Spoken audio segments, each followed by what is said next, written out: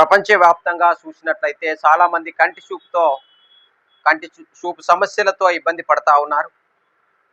మరి అలాంటి వారికి ఈ మొక్క వరమని చెప్పొచ్చు.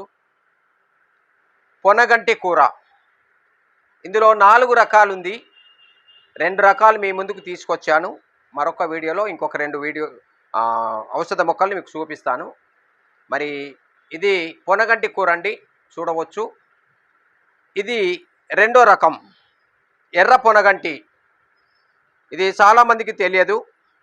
మరి పూర్వం దీంతో బంగారం తయారు చేసేవారంట. మీరు ఇక్కడ 2 రకాలైనటువంటి పొనగంటి చెట్లను చూస్తూ ఉన్నారు.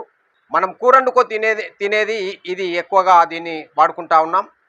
కాబట్టి దీన్ని మనము కాండంతో సహా కూరండుకొని తిన్నట్లయితే సమస్త నేత్ర దోషములన్నింటినీ తొలగిస్తుంది.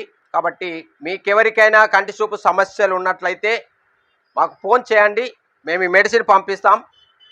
ఒకవేళ మెడిసిన్ అవసరం లేదనుకుంటే ఈ చెట్టును మీరు వాడుకోవచ్చు. కంటి సమస్యల నుండి మిమ్మల్ని కాపాడుతుంది.